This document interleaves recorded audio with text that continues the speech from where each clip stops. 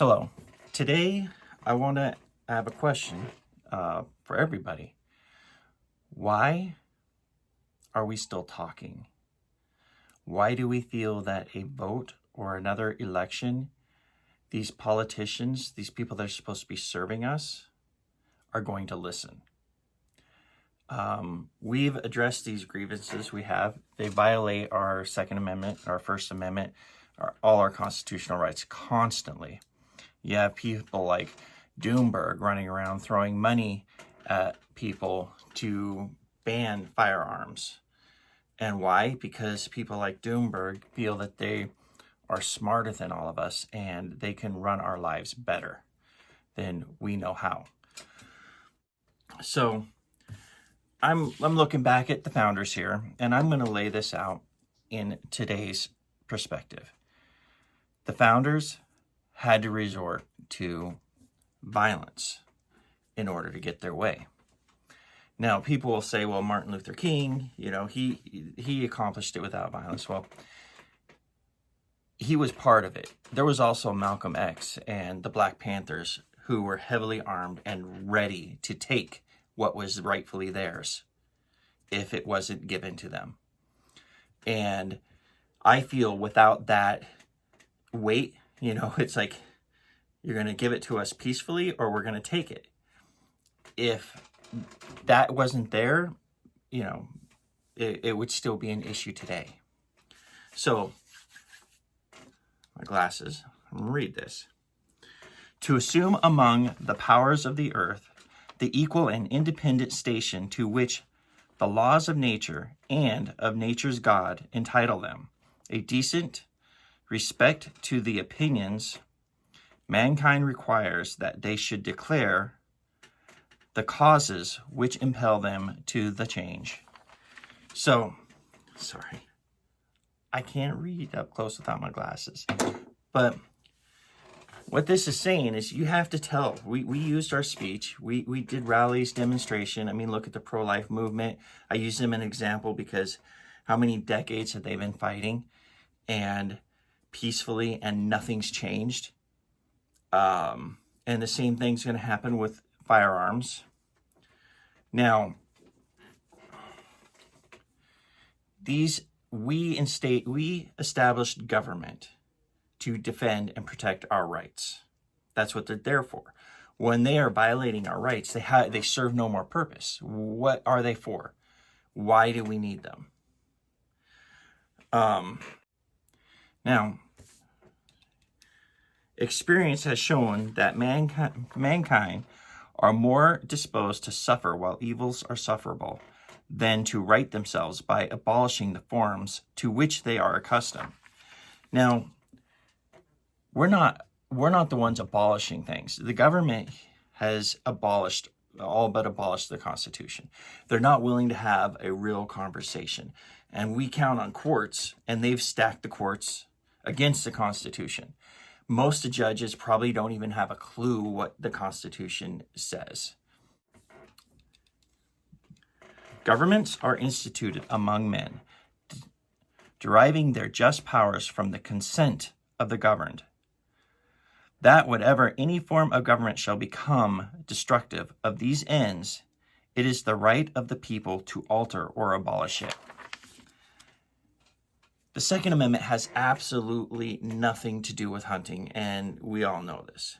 The Second Amendment is to defend us against an out-of-control government, to defend our rights, because the founders knew that this, where we're at now, was going to happen. The question is, how long are we going to suffer this? Is it going to be too late? Because these red flag laws and them taking our guns, we can go to rallies and we have numbers when you're there. But when you go home, there are going to be, traffic stops, midnight raids. Slowly but surely, they're going to pick us off when we separate. We're stronger as a group, and they know that. So they separate us, wait until we go home, and they will take our weapons one house at a time. The long game.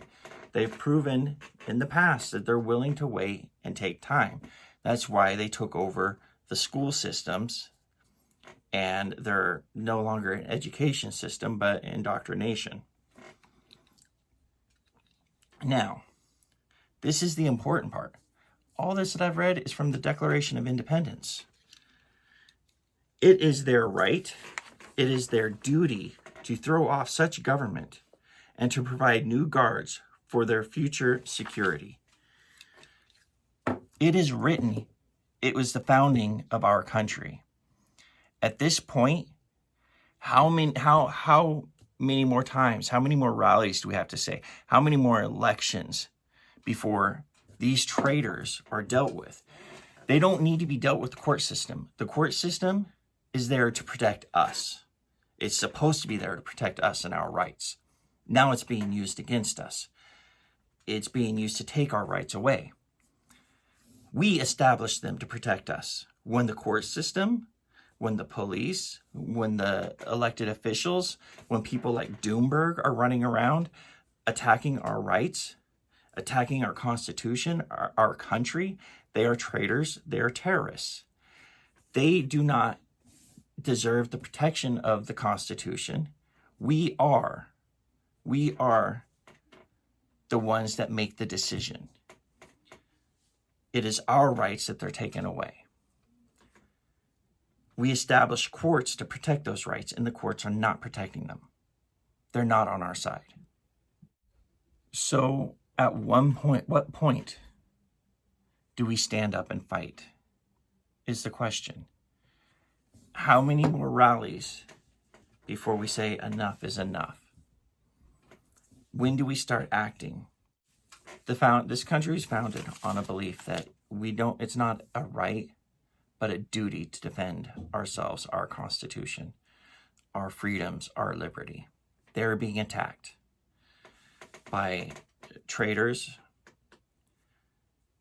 terrorists, they're domestic terrorists, and they pass laws knowing they're unconstitutional. They confiscate weapons, and then if we're lucky, it gets overturned in the Supreme Court. But then what? They come at us again. At some point, they need to be taken. Imprisoned, we the people, they are there because we allowed them to be there. The minute we don't want them there, we need to take them out. And I'm not talking by election. I'm talking they need to forfeit their assets. They need to be driven out of this country and not allowed to be in here again, and not take anything with them. We elect officials, and what do? They go, they get rich, they claim they're going to stand up for us, and they don't. And we take it. Next election, another rally. Time for rallies is over. Time for talking is over. They're going to pick us off one at a time, and we're going to lose. It's that simple. Until we actually step up and do what needs to get done, it's over. And for the record, what I'm saying right now is the reason we have the First Amendment, because we need to talk about this stuff. This is serious stuff. We need to be able to talk about it without worrying about being rounded up, imprisoned. And when those rights are protected by the Second Amendment, we protect our rights. That's what the Second Amendment's for, us. It's not up to the courts. It's not up to the police, judges, politicians. It is our job, our duty to protect these rights for us, for our children, for our children's children. When is the time? That's my question to you.